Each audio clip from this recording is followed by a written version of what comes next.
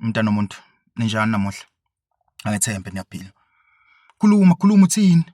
Kahle dala. Kwenze njani? Yazi sengamahlandla amaningi njalo nje makwenzekile sadibana. Uvela ungithathe ngesinxele ungibhekisele. Nalapho ngithi ngikushayela khona utelefoni ucingo lakho nje livele likhala emoyeni. Lapho-ke inhliziyo yami vele iphahlazeke ezindongeni zecucuzayo sikabala sikabuhlungu emhosheni. Zijubalale njalo nje bumnyameni obuqukethe imisele etheleni imfula nemfudlana engagcwale liphuma noma lishona ilanga.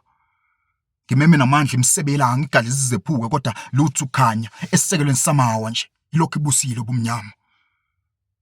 Moya wami uminze kwesibanzi zisiba ngize ngihlokoza ngaphansi kwamnyama amanzi amathonga okwesikhashana umoya wami amathonga wanga isisindo sawo singokushabalala. Kodwa lapho sengithi sengibona kahle indlela sangase sidala sivele sikhale ngomhlahlandlela ngiguqa emsamo ngishisa impepho namakhandlela igolide nesiliva la izolo ngivele ngikwenze umnikelo. Kodwa konke lokho kuvele kube enhlanga simuka nomoya. Kwezimnyama zisiba ngokwendalo usike kanjalo nje wami umoya. Sithando. Ziningi manje lezi nsuku ngabuye ekhaya. Yazi mina usuku nosuku sengiphilela ukukhala lukho lamahala.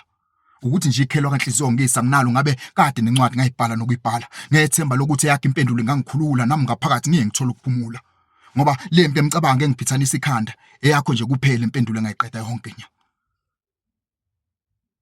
Kodwa sithando sami mina uyangikhumbula nje na. Noma mhlambe sokwaba khona umunye umnikezo lakho uthando. Mina kwelakhe ikusasa ngisabona nje sengaba into yayizolo. Kodwa phela uma kunjalo yingani ungangikhululeli ijelwa kanhliziyo engulo? Yingani ungangikhumula labo zenkosi bothando ngifase ngabo? Ungidedele ngibuyele emphakathini wakathando ngihlanhlathi kuze kuba la ngifumana lwami unyawo. Ngifunda ukusimela ngaphandle kwakho njengesisekelo. Uma kunjalo phela ngiqaqele intambo engicisha ukuphila kwami umqala ngezansi kule ngayo umzimba ungibekela amatshe amaqiniso ngisimele kuwo njengoba sengibhekene nokuphalala vele.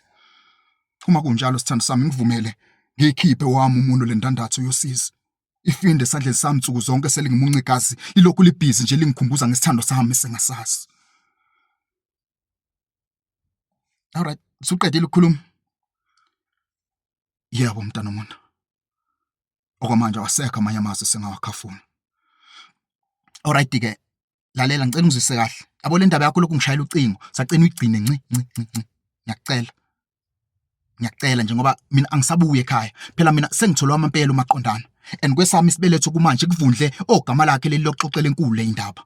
Yazi ukuthi nje okwamanje sisemanqika kuba simbize ngothando, ngoletha impilo, ngokwenza kahle, ngombuso.